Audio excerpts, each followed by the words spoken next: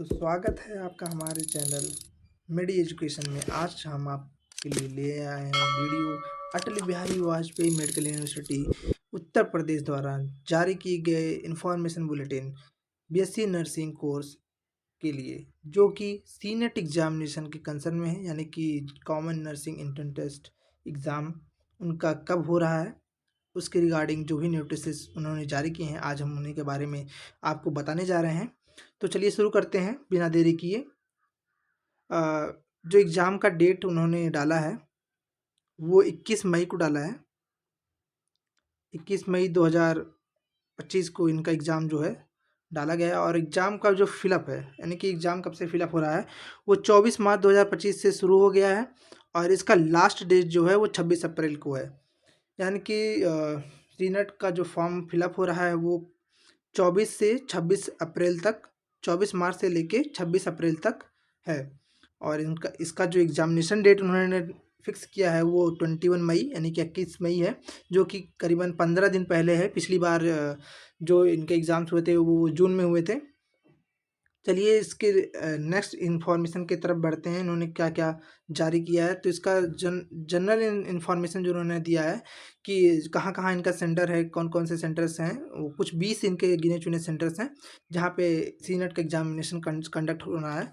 तो सबसे पहले उन्होंने आगरा, अलीगढ़, अयोध्या, आजमगढ़, बरेली, बस्ती, बांदा, गाजियाबाद, गोंडा, गोरखपुर, झांसी, कानपुर, लखनऊ, मेरठ, मिर्ज़ापुर, मुरादाबाद, प्रयागराज, सहारनपुर, वाराणसी और गौतम बुद्ध नगर, ये कुछ 20 सेंटर्स हैं उनके एग्ज़ाम सेंटर जहाँ पे सीनेट का एग्जामिनेशन होना है। इसके ही अकॉर्डिंग आपको चॉइस फिल करना होगा, अपने एग्ज़ाम सेंटर्स के नाम फिल करने होंगे इसके ही अकॉर्डिंग। तो नेक्स्ट हम देख लेते हैं कि क्या इन्फॉर्मेशन है। इस बार भी टेस्ट जो होगा सीनेट का वो बाईलैंग्वेज होगा, हिंदी और इंग्लिश दोनों में।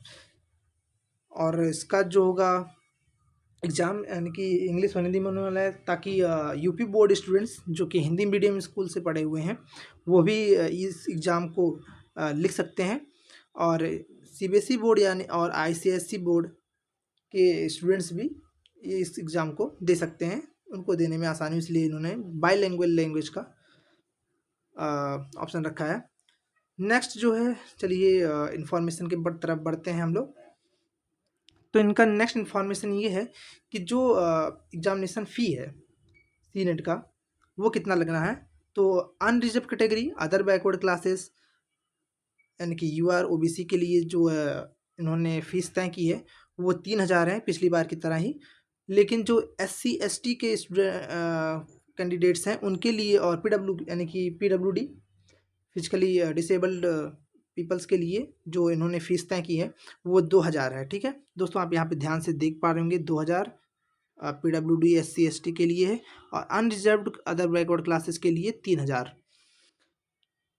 दूसरा चीज़ हम लिए देख लेते हैं, एलिजिबिलिटी क्राइटेरिया क्या है, कौन से कैंडिडेट्स इसमें पार्टिसिपेट कर सकते हैं।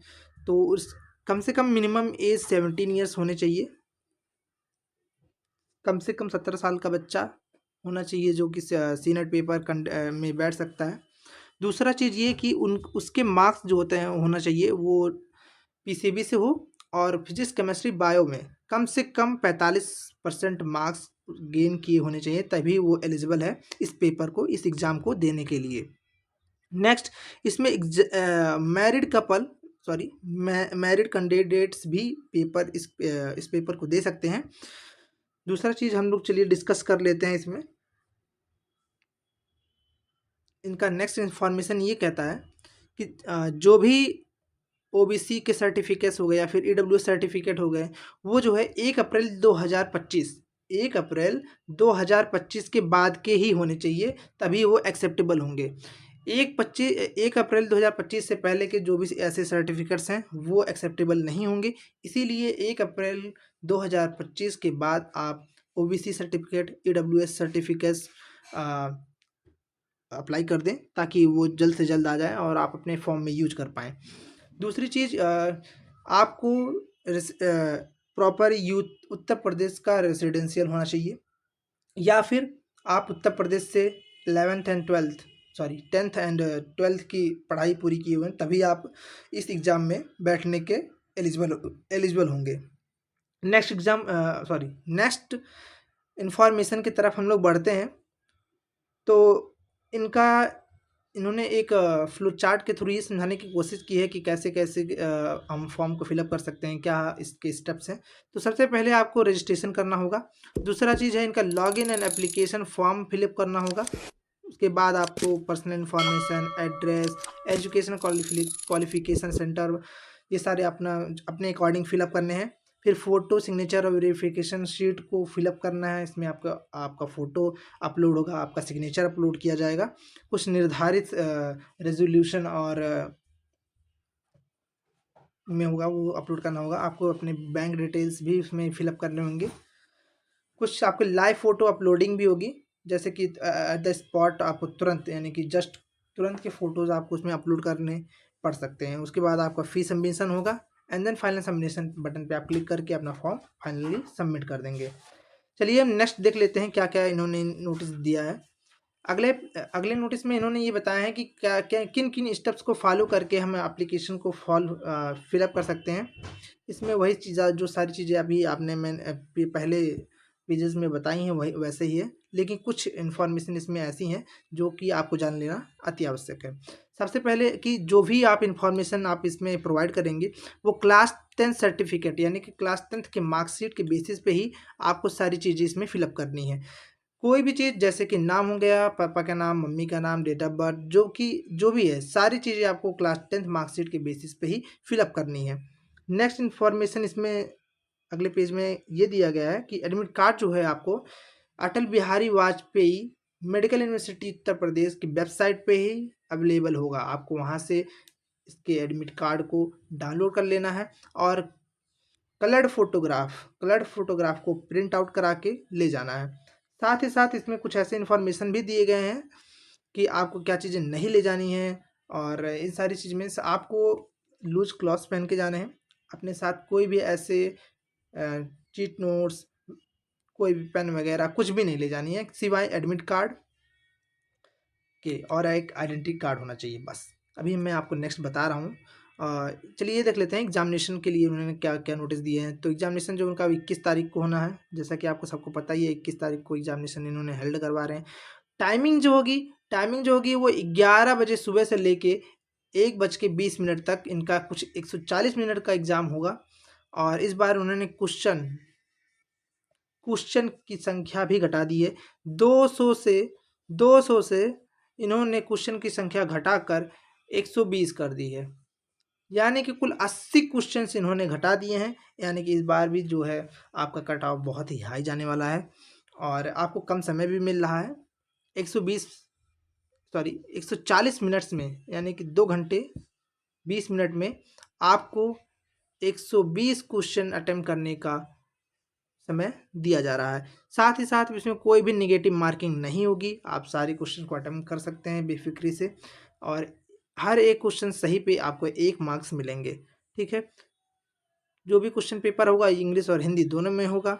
साथ ही नर्सिंग एप्टीट्यूड सब्जेक्ट्स के 20% क्वेश्चंस होंगे, फिजिक्स, केमिस्ट्री और बायोलॉजी के भी 20% क्वेश्चंस होंगे, इंग्लिश के भी 20% क्वेश्चन, यानी कि कुल मिला जुला के 120 क्वेश्चन होंगे, जो कि 20-20 होंगे। नेक्स्ट है इसकी जो आप इसका मैक्सिमम क्वालिफाइंग परसेंटाइल के अकॉर्डिंग, कैटेगरी के अकॉर्डिंग देख सकते हैं। जनरल का मिनिमम 50% होना चाहिए, तभी वो काउंसलिंग के लिए एलिजिबल होगा।